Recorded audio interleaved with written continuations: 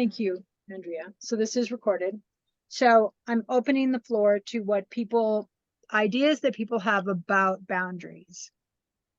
So we can sort of see how people think about them. I think they're very good to have, that's for sure. Okay. I think Anybody? boundaries to me is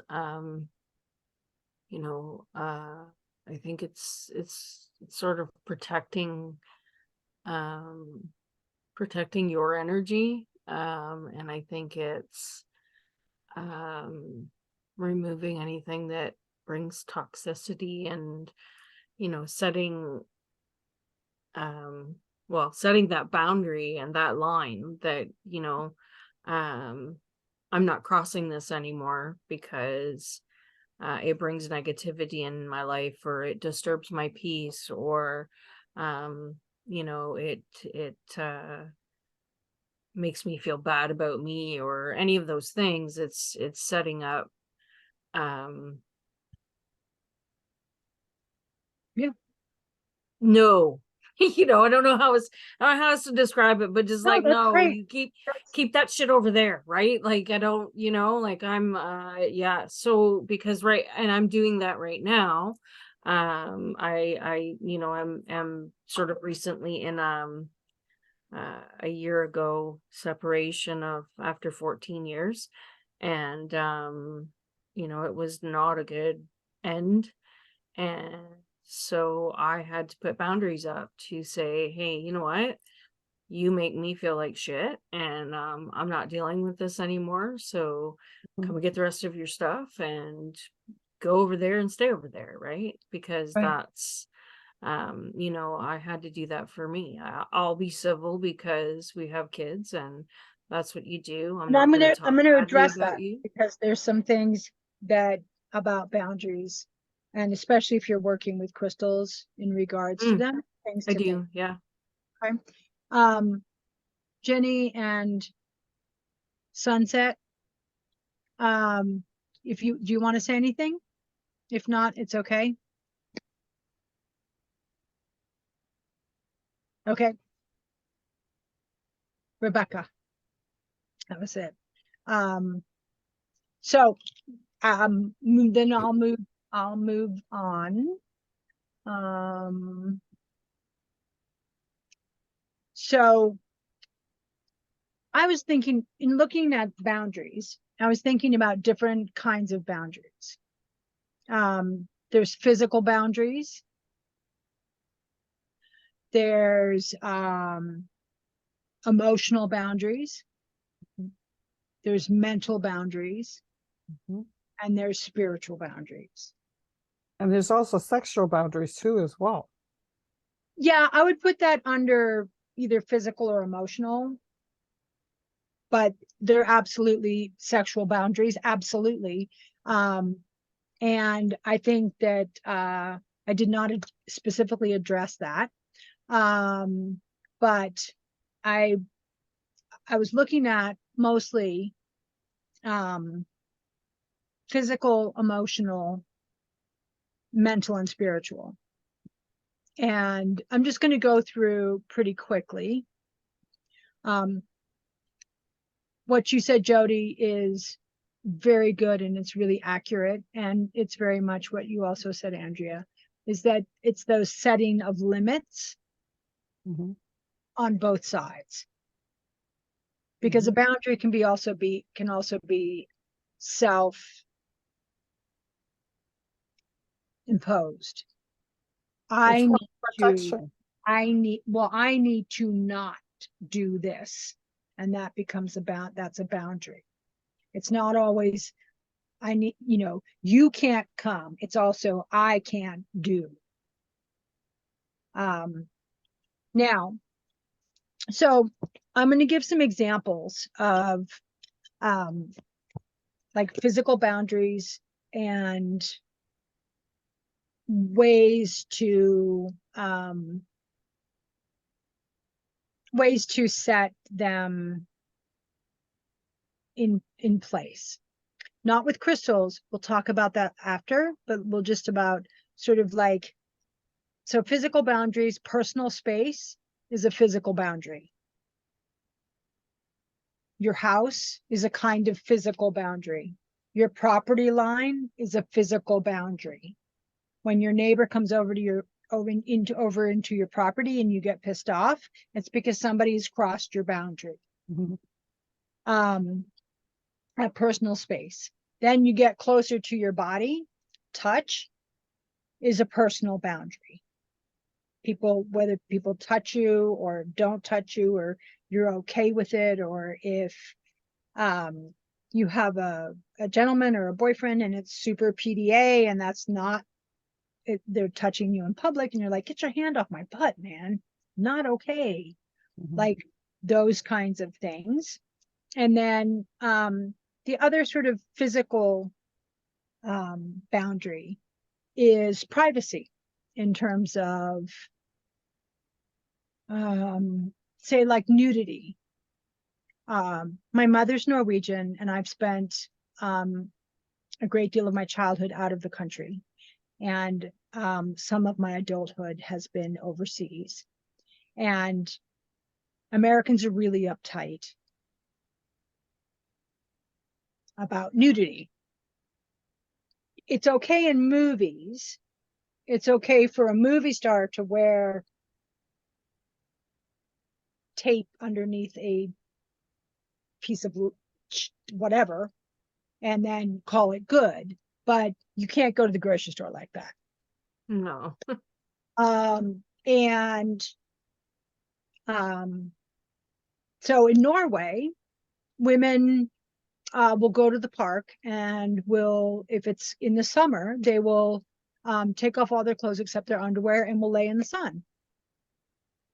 And that's perfectly acceptable.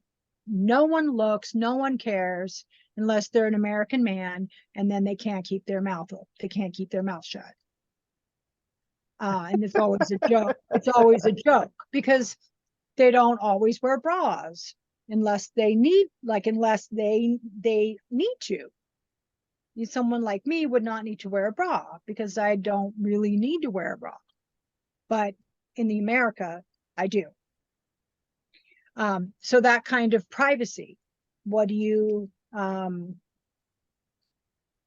my house, I'm very relaxed. My oldest son, who's 17, is super uptight. Like, he has very different boundaries when it comes to privacy than I do, which is fine. And I respect them. So I started wearing a bathrobe over my underwear. But, you know,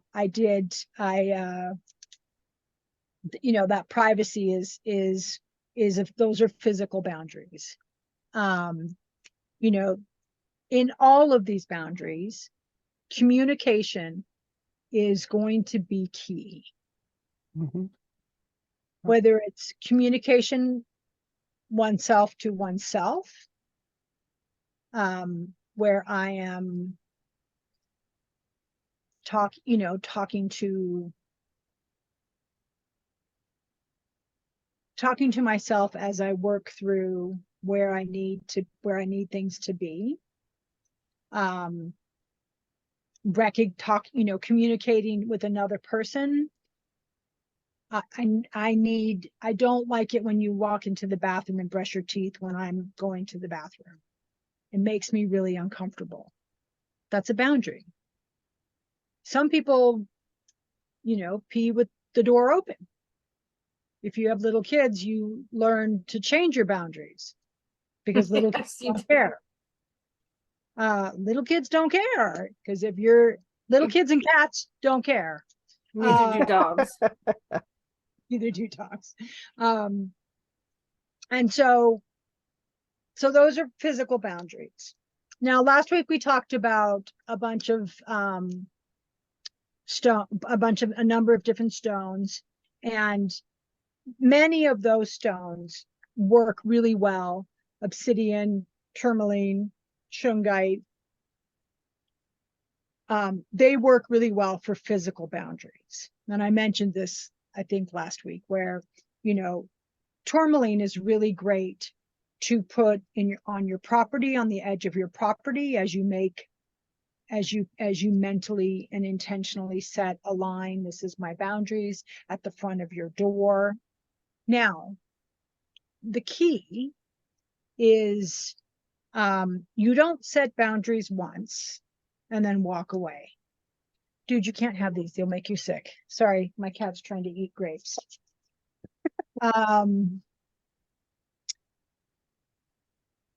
You can't set them and then think, okay, I went over my boundaries. I set them up. They're good. That is not how it works. They need to be reinforced. They need to be reworked. They need to be, you need to, if someone, something that you had said, Jody, which was, you're in this situation, but you have children. So there may be some boundaries that you would like to have in place, but you can't because of the current situation that you're in. Yeah. Right? You would love to be able to put a boundary at the door that you are not allowed in my house. Oh, I do have one. Yeah, no. Absolutely have one. Yeah. Okay. And then Pick up in the driveway. and right, but if he crosses it, then you need to reset that boundary. Yeah. Yes, Andrea, jet would be effective. Many of the Blackstones will work in terms of the physical. Those were I'm going to keep moving, otherwise we'll get stuck. I'll get stuck. So those are like when we set those boundaries, and if somebody crosses them or we have to reinforce them, then we need to set them in place again. It's not a matter of, it happens. Things happen. Your neighbor crosses that line and you're like, what the fuck? And so you got to redo the boundary because that boundary was there and that got crossed and basically got not broken in terms of like broken, but it's been severed in a sense because someone's crossed it. It was a mental boundary, something that you set up on your property, and someone's crossed it, so you need to reset it. So those are obviously those are very physical boundaries. Emotional boundaries, we look at self-awareness, our own boundaries within ourselves,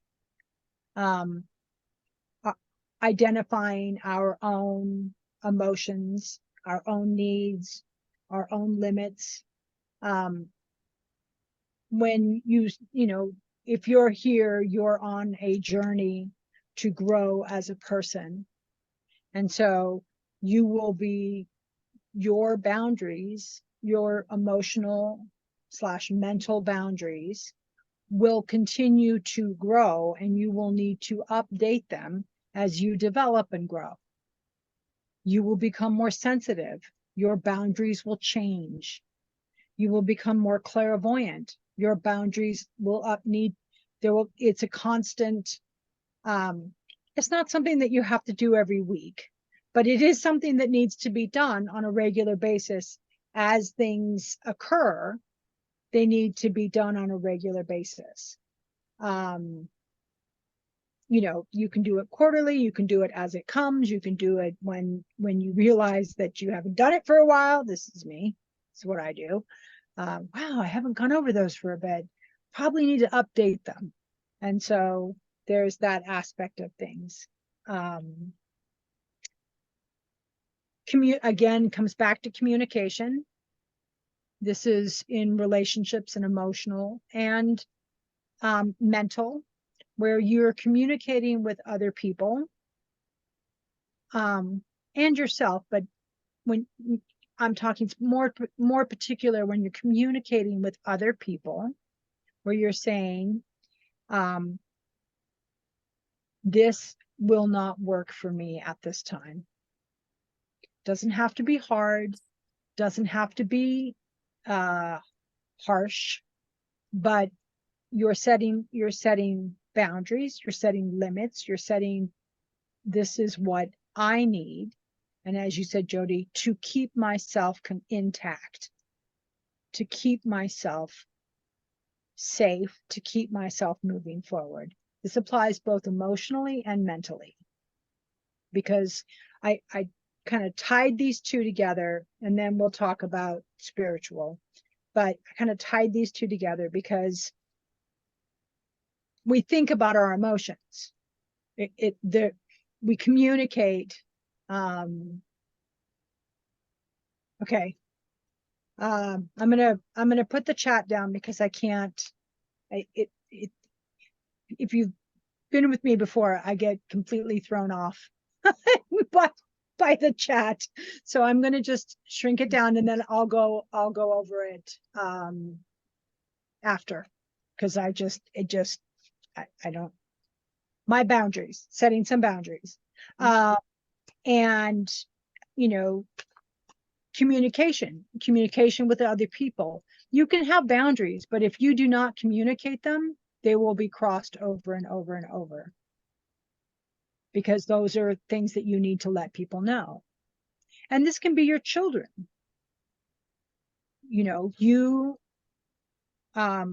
One of the boundaries I set with my kids really early was that they were not allowed to go in my purse. If they needed something from my purse, they could bring me my purse and I would get it for them. And to this day, they don't go in my purse, because it was early on. I did not let them play with my phone. They had Kindles, they had, other electronics and stuff. And if I told them to take it, we went to the doctor's office and I told them to take it and they did not get to play on my phone. These were personal boundaries for me. And so, but I had to communicate them because they were little. And then as they've gotten bigger, my son asked if he could get something, and he just needed some money. And I was like, well, just give me the wallet from my purse. And so he brought me my whole purse because he's never been in my purse. My And kids do the same thing. And so I was like, good, thank you. Because I didn't uphold it. I was like, just grab my wallet and bring it to me. And I didn't uphold it. So I was like, great, thank you. Good call, kiddo, good call. And it is the work that we have on ourselves, emotionally, especially, is to be clear within ourselves so that we can provide somebody outside clarity. Do we have to provide a reason? No, that's not part of it. It can help if you know that person's a brainy kind of person and wants to know why, then it can help. But it's because you don't want I'm setting a limit. Why? Because I need to. Because I want to. Because I have to. Whatever your language is, whatever works for you. But it is being able to communicate that. And that is, I think, one of the more challenging aspects about setting boundaries, is being able to communicate that with other people. And that's emotional, where we talk about our feelings, but also mental, where we talk about how we think about things, how we, nowadays, so most people know what I do. I go into people's homes and they try to engage me in either religious or political talk. And those, I have boundaries about them. If you're trying to engage me, that doesn't mean I won't talk about it to some people. But if you're trying to engage me because you see the purple hair and you have an idea that I'm going to be a certain kind of way, then I'm not going to play. And so I'm very clear about it. I'm like, I don't talk about two things with people. I don't talk about religion and I don't talk about politics. And then, which I don't. I'll talk about specific things that apply locally or whatever, but I don't talk politics and I don't talk religion. I'm more than happy to talk about spirituality with anyone, but I don't talk about religion. So that crossing, being able to express that. The hardest part is when someone has hurt you, and being able to express the reason you have boundaries, or you're in a hurt position internally, where you're wounded by something, but you can't engage because you know that it's not going to be healthy for you. So you set a boundary and you say, okay, I'm not going to engage. Saying no. Now, we're all women, and so this is a training that we have been inflicted on us, is we don't say no. That doesn't mean some people some people are better at it than others. But as women in the culture as it stands today, in society as it stands today, we are told that we are supposed to say yes. We're allowed to tell our kids no, but we're not allowed to tell our boss no. Or we're not allowed to tell our partner no. Or we're not allowed to tell the priest no. We are conditioned to say, of course, yes, I'll help, I'll do whatever. And being able to say no is a really big part of boundaries, because it's stopping the frequency of stuff coming in and going out. And it's hard because we're going against the grain of what we've been taught, and we're going against the grain. And it's getting better, and it's better for us than it was for our mothers and our grandmothers. So it's getting better, but it still goes against the grain. And it seems to be, I don't know, backpedaling recently, where, we're supposed to I don't know exactly what, I've just seen it come up a bit, where we're supposed to say yes. So saying no is a really big part of emotionally/mentally setting boundaries. It's also part of self-care and not being overwhelmed. If you don't say no, too much gets on your plate. Because we're supposed to be the perfect mom, we're supposed to be the perfect wife, we're supposed to be the perfect employee, we're supposed to be able to make it to all of them on the time, all of them on time, 7 days a week, and not look like we got hit by a train. We don't have to look good, but we have to not look like we got hit by a train. And so that's a lot. So those are some of the that I see. And I'm going to talk about one specific stone in regards to emotional, and that is rhodonite. And then I'm going to talk about it after I've gone through the spiritual boundaries, and then we'll backtrack. So spiritual boundaries are setting limits with particularly other people about how you express your spiritual journey. And it's part of those boundaries are learning your own, like being able to define where you're at in your journey. Because the spiritual path is a path of growth. Now, everything has seasons and everything, flourishes and goes really big and flowery and then comes in and contracts and has its winter time and then has its spring. And so every journey has that, and our own spiritual personal growth, whatever. I'm going to say spiritual path today. Other times I'll say personal growth or whatever, but in that spiritual path, we will have times where things are very big, and we'll have things when they're more compact. But being able to clearly define,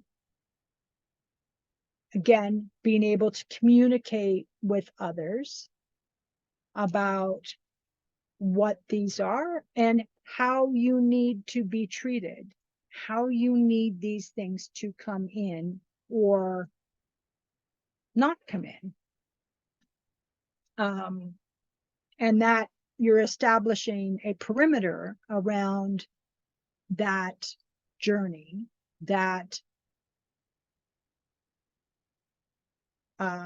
development, that growth set that you're in. You're setting a boundary around it so that it stays safe. And then one of the things that can happen is you'll start to fill up your space.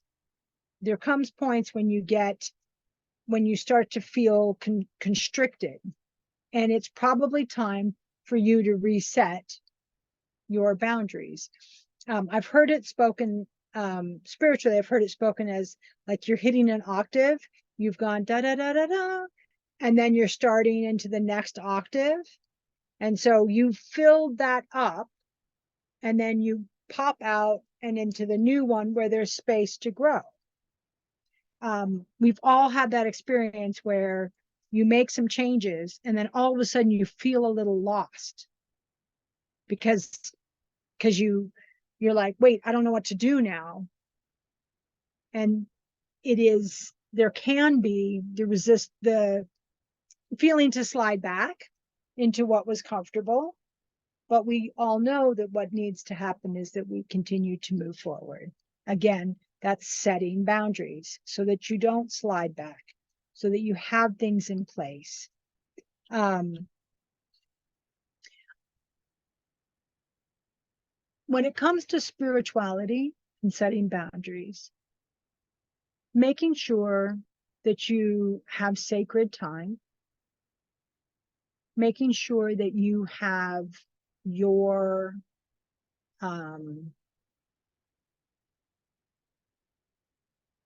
space, whether it's time or physical space or a room or a backyard or a tree or your car, whatever it is, that you have that sacred time and sacred space to be able to have that sacred time, to have that.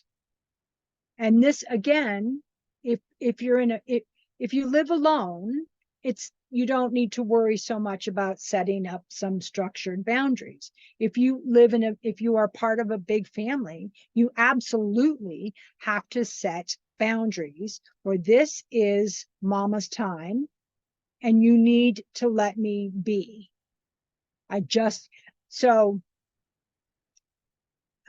This kind of slides back to emotional, but I wouldn't do it today, but in many of the relationships that I've been with men, I'm chatting and they would come home from work and I would want to talk to them. Now, men are different than women. And when men come home, they do not want to talk to me. They want to sit down.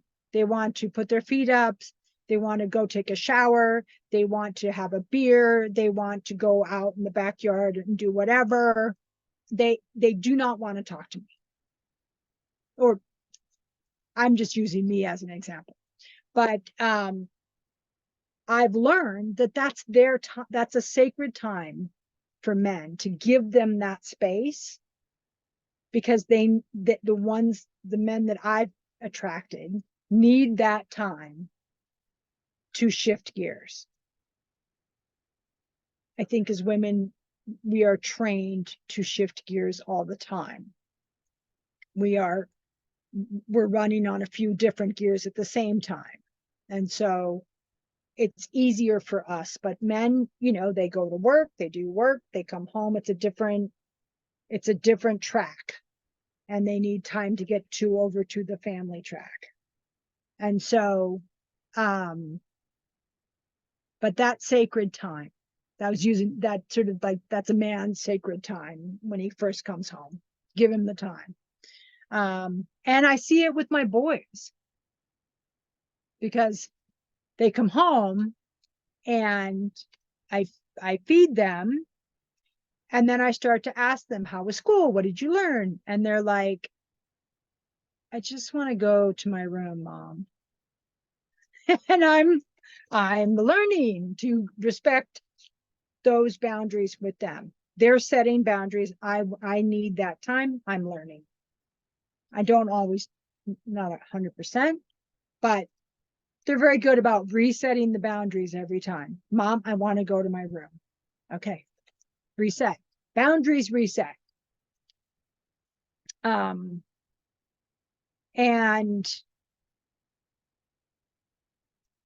so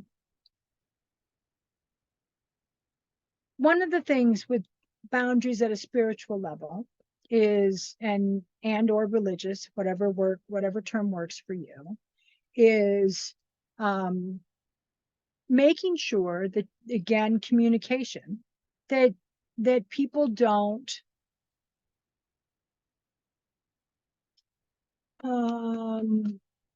so what comes to mind is not the best term, but puts their shit on you. Okay. I'm not Christian. I'm polytheistic as a person in my life. That does not mean, and I truly believe this with everything I have, that each person's path is for them and they have to follow it, however that works. If it's monotheism, if it's polytheism, if it's nanotheism, none. That's their path. And I think that making sure that we have good boundaries in ourselves about what we believe, not to be rigid, to be open-minded, but not to let people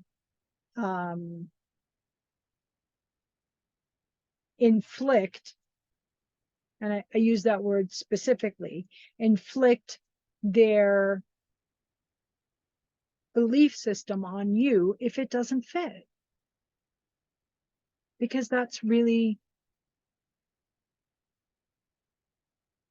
harsh, and it's really hard to deal with. And this is where boundaries are important. And this is, again, like the emotional and mental ones, these are conversations that you many times will be having with yourself. Or you'll work it through with a close friend, and you'll be like, okay, this is how I need it to be. Because that's why we have people of kind. We have them so that we can work together to help each other move forward. And not, again, boundaries are there also so we don't slide back. and go back into ways that used to work but don't work anymore. Ways that we're comfortable, but we've outgrown them. You put boundaries in place so you don't go back to it, because life is not always about being comfortable. Life is about growth, and sometimes growth hurts. And if you've had kids, you've seen them grow. Physically, it hurts. Mentally, it hurts. Emotionally, it can be painful to grow. And so that continues on into our whole lives until we move on to the next stage, whatever that may be. So those are the areas about boundaries that I was going to talk about. And I'm going to talk about,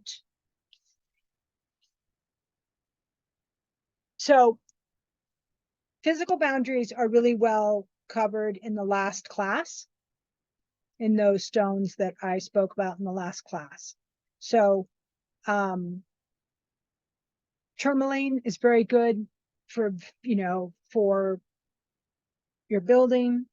I find obsidian to be very good for making sure that my personal space is kept shielded and safe.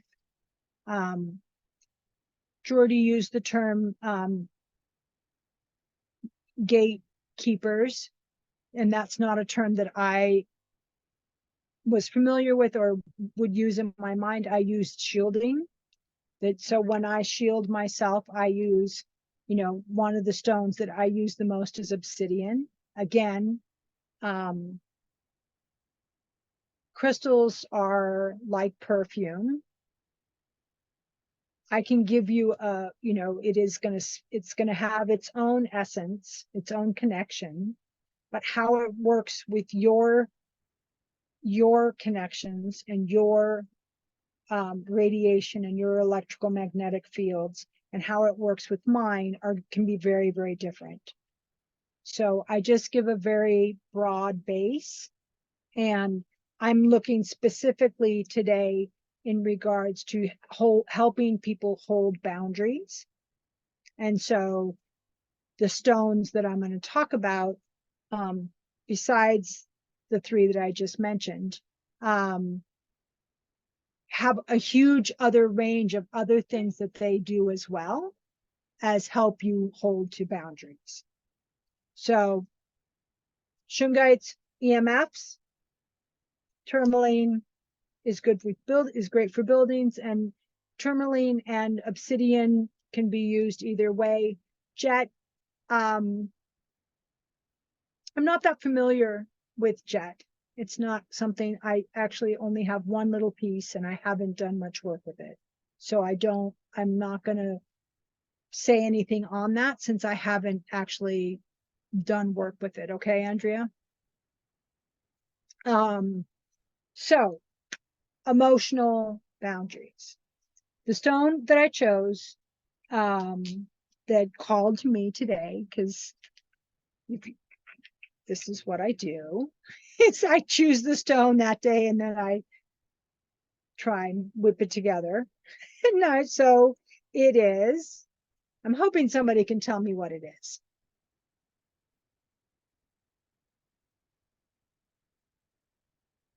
That's that. Can also look like this. This one's a little gemmy. And then it looks like this rock.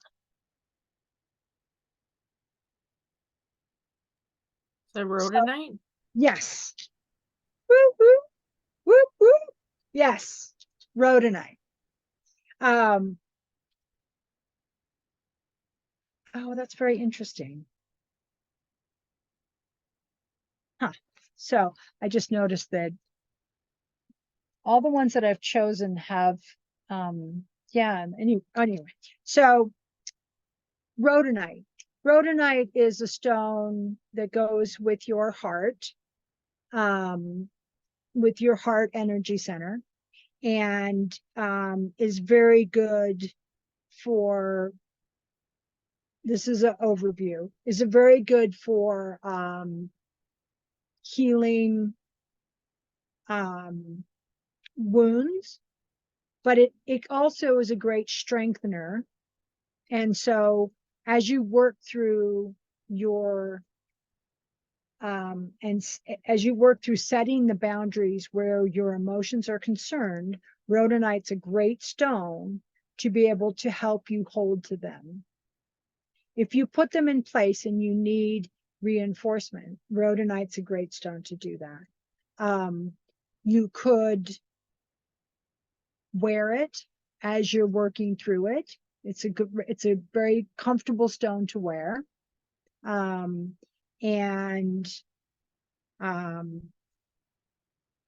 you will see it, just as an FYI, you will see it.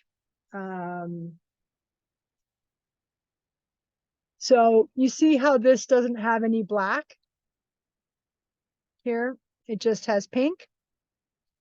You will see, I don't have my bracelets on because I came home from work and took them off, but you can have I have a couple bracelets that the rhodonite on it doesn't have any black. So it can just be a pink, a creamy pink stone, without the black. It can have the black. It doesn't always have the black, just so you know. So if you get a piece that doesn't have black, it doesn't mean it's not rhodonite. But it really provides, oh, wow. That's super gemmy. That looks like, is that rhodochrosite? Oh, yeah, no, that's rhodonite. That's super gemmy. Wow, look at that. And I was thinking, I was all proud of myself because I pulled this one out and this one's gemmy. You can see in here. I love that one. See, I only have the raw one, and I don't have any of those, and I've been I've been looking, but I'm kind of one of those people that when I see, I can't just buy one. I have to, it has to be the one that says, "Hey, take me home." I call that winking. Yeah, like over It here.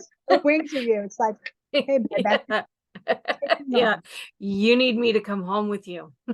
Right? And you So get home and you're like, I don't know what this is. yeah, right.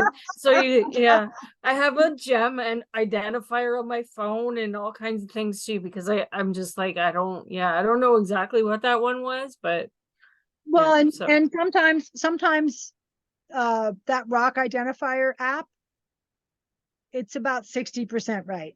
yeah, sometimes I'm like, that's not what that is. Because I'm always like, I think this is what this is. And then I'll look it up and it'll say, oh, that's serpentine. I'm like, it's not even green. Yeah, right. Yeah. Yeah. Why would this be serpentine? Yeah. So rhodonite can help reinforce the emotional boundaries that we set. It will help heal wounds that have happened, which is usually,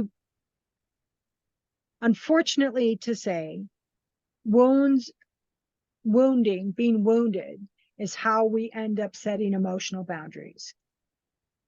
Unfortunately, this is the case. So this is a great stone to help heal those wounds. And so it can help you hold those boundaries. So And so how do you set the intention into the stone? So that's what I kind of struggle with, is setting the intention into the stone to help you heal those wounds and stay strong and firm in your boundaries, because I struggle with that, with, okay, no, has to be this way. It has to be this way because this way doesn't work and this way doesn't work. So this has to be this way. Self-preservation, whatever you want to call it, right? But I struggle with putting the intention into the crystal to, Intention is not one time, again. It's not a one-time thing. You don't take your, you don't take your thing and go, okay, I'm intending, I need you to help me hold with these boundaries. I need your support. Okay, cool. Moving on. That's not how it works. So if I was doing something very specific where emotions were concerned, if I was dealing with some raw areas or wounds and I needed to set boundaries, I would probably get a piece of rhodonite specifically for that, or choose one of my pieces specifically for that, and I would carry it with me in my purse, on my person, whatever I needed to do to keep it near me, and then put it on a piece of selenite or satin spar at night to clean it. Pick it up in the morning. You're picking it up. You're saying, okay, this is what I need you for. This is what I'm asking for your help in. And then stick it in your pocket. Go to work. Every time you see it, every time you feel it. If you don't, I wear leggings specifically so I can stuff my leggings full of rocks. I do. that's awesome. Every time I get a dress or pants that doesn't have pockets, it just hangs in my closet until I send it back to Goodwill because I can't cope. I can't cope without Pockets, right? Now, Yes. bras are also pretty good places for things. Yes. Now, something like this might be a little big for a bra. But I will also, one of the things that I do, so I'm working, the other stone that I chose for more of the spiritual thing is called flower agate. It is currently my most favorite stone this week. And I have been going to sleep with it. I've been going to sleep with it on my chest. I have woken up with a few bruises from where I slept on a stone, but I'm willing to put up with the bruises. So I will go to sleep with, this is a bit big. I have a piece over here. I'll go to sleep with it on my chest. And so you can, if you can't take it to, if you're not in a situation where you can take it to work or you have something to wear, then you can hold it at night. As you're going to bed, you pick it up, you hold it, you reinforce what you need help with. That's the intention. That's the programming of the crystal, is you asking for assistance. I read a book that had a lot of useful information, but it said commanded the crystals. And I was so offended personally. Like it was an interesting book. It had good information. The people weren't off about the crystals particularly, but I would never command the crystals. That's just not me. Now, maybe for some people that works. So I would then, if I couldn't take it to work, if you work in a lab, if you work in a place where, you can't have that. If, I don't know, if you're a corrections officer, you probably shouldn't have a whole lot of stones on you. So if that's the case, then I would do it at the opposite way, where I would hold it before I go to sleep. I would think about it before I go to sleep. I would reinforce what I've said I need. the pillars of the boundaries. If you think about boundaries as a fence, the pillars of the boundaries, you cannot talk to me that way. Okay, let me rewrite that. I will not have anybody speak to me that way. Right? Because it's like I said, it's a work in progress. First time you do it is you, Joe Blow, do not get to speak to me this way. And then a little while later you go, okay, actually, no one should ever speak to me that way. That's a pillar.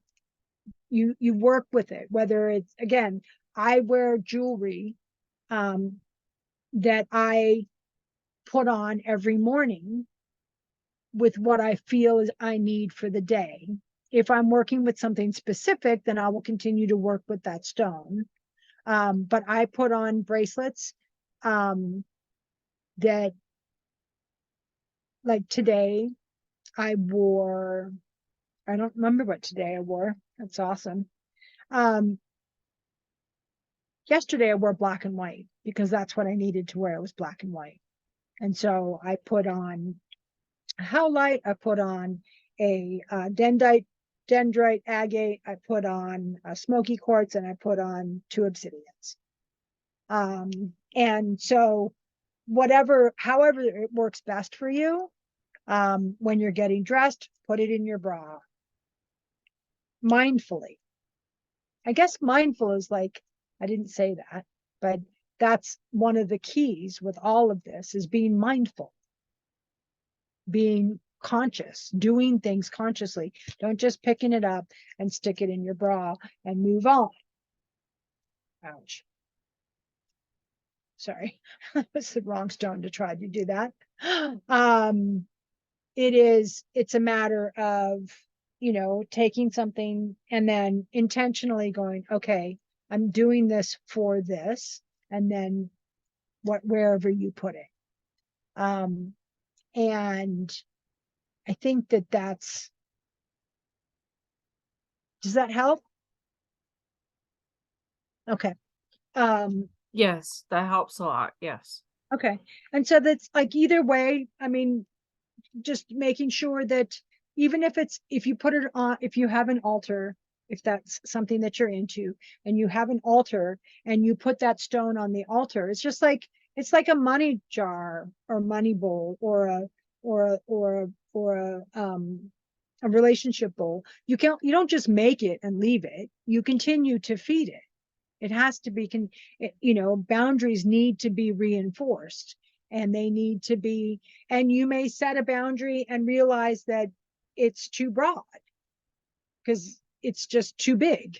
And then you need to tuck it in, and then it's a work in progress. So this is to do with the heart. And I think that it's a great stone. Rose quartz is sort of like the universal love, opening up to universal love and having that connection. This is more specific to relationships, not necessarily romantic, but of the heart.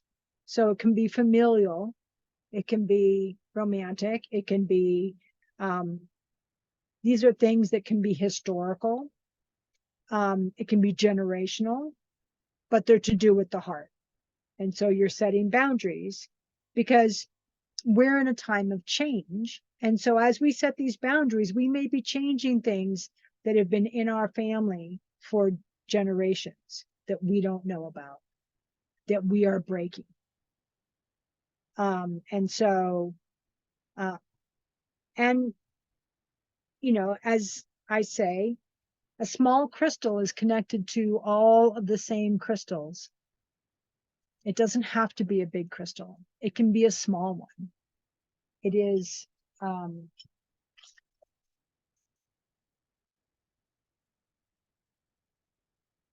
trying to see where it is. I have a small piece of flower agate that I've been carrying around. It's like this big. And I just pop it in my pocket. And then I go to sleep with my big one. Because big is not better, but big is prettier is more. So, so that's to do with the heart. Now, mentally, I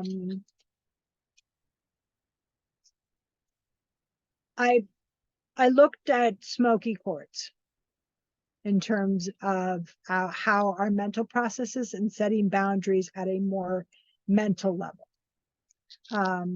If you work in a position that expects you to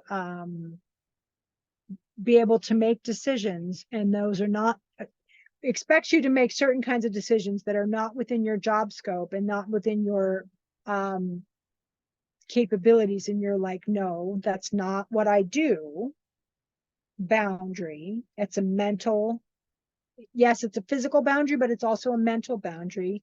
Smoky quartz is a great one because smoky quartz goes throughout the whole system. It starts at the root and then it goes all the way up. It is a root, you know, if you look under in most books, it's going to show up under the root energy center or chakra, but it goes all the way up. It lines up to all of them. And mentally, while we think of the third eye and the crown as mental is also our whole system is engaged in our mental processes. They're finding that the heart has its own certain kinds of makes certain kinds of decisions on its own. And so it also is part of the whole mental process. They're saying the same thing about our gut, that there are nerve synapses that come into the gut system, into that whole digestive system, that to do with the whole thing, like the spine, but for the gut. And so I don't think of the mental processes. Yes, we think of them mostly as the third eye and the crown, but it's not. It's a systemic, I believe it's a whole system thing. When we think about things, we are bringing up all of the other parts of us to that process. We're not just, well, I guess if you're just intellectualizing, then it's just repeating something.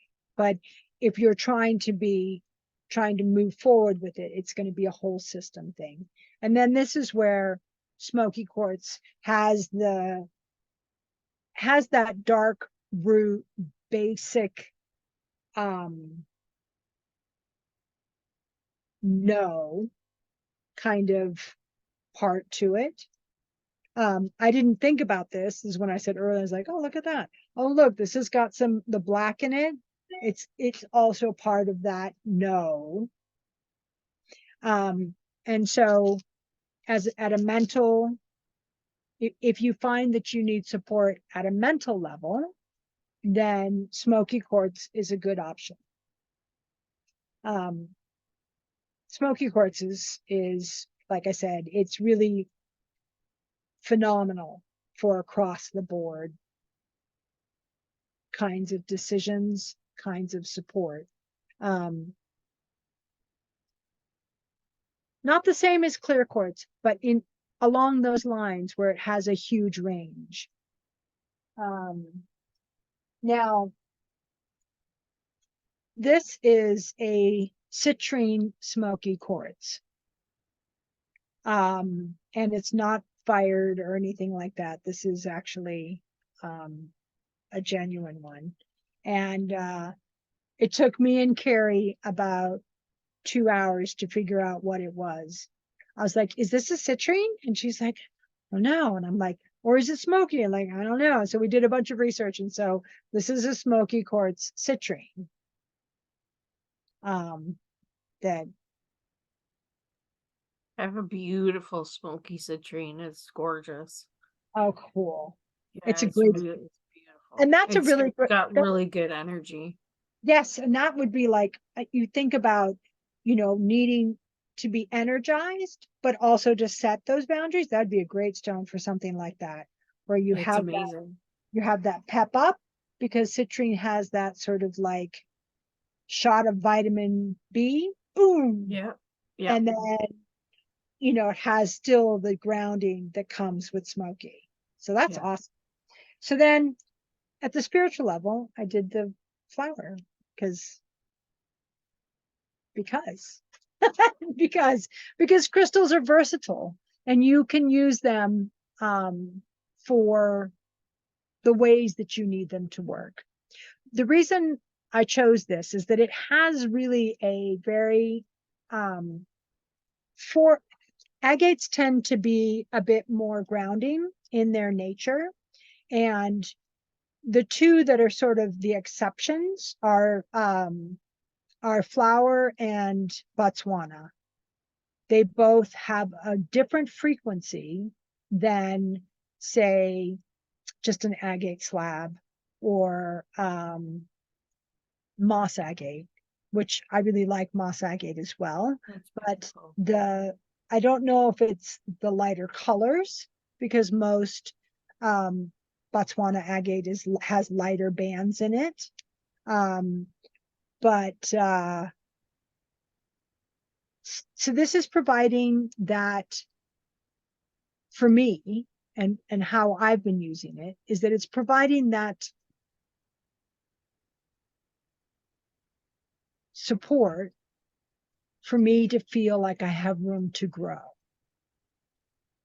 that keeps me energized to keep growing. And when I mean growing, I'm talking about spiritually, because I think because I think that's where it's at, being of service and growing. That's, at the end of the day, I hope my epitaph says she was of service and she continued to grow. Me And too. then I plant a didn't know bunch. that about flower agate. I have flower agate, but I've never really known, um, It's an what to aspect of it. do with it. It's an aspect of it. It's like I said, I'm bringing out, if you've ever been to any of my other classes, I really give a big range of what a specific crystal does. This is different, where I'm talking about a specific This is my fact. first one. Oh, okay. So I teach a basic crystal class I've been doing it for 2 years. And I usually sort of give a huge broad range of what that crystal holds. This is very specific, where I'm taking crystals and looking at them more specifically than I have before. And so I'm on YouTube under Divination Academy, and the classes are Crystal Basics 101, and you're welcome to see them there. And yeah, so this has it has like an expanding frequency that goes with it. It feels like it's getting bigger, which is what I wanted. And I thought about, when I was thinking about class tonight, then I was thinking, I should probably use one of the clear crystals, danburite or apophyllite, but I decided to go with this one because this is the one that I've been working on, that I've found to be really effective, and that has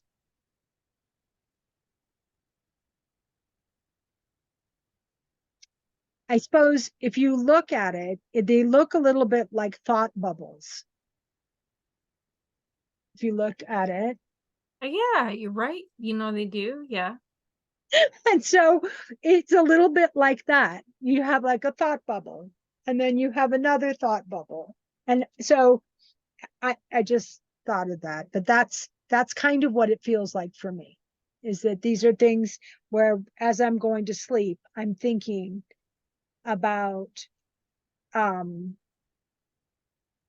what I want to see happen. I'm thinking about what I want, where I want to go, what I'm looking at, what I'm thinking, what I'm working on. And then usually I keel over. So, so those, so the Blackstones that we talked about, the rhodonite, the smoky, and the flower were what I was going to talk about. And what I usually do is I'm going to stop the recording and then we'll just have a little chat. And it'll be about 15 minutes long because I'm need to go to bed at 8 o'clock, 8:30, 9 o'clock. And so it's heading towards my bedtime. So hang on, let me I'm going to turn off the recording at this time.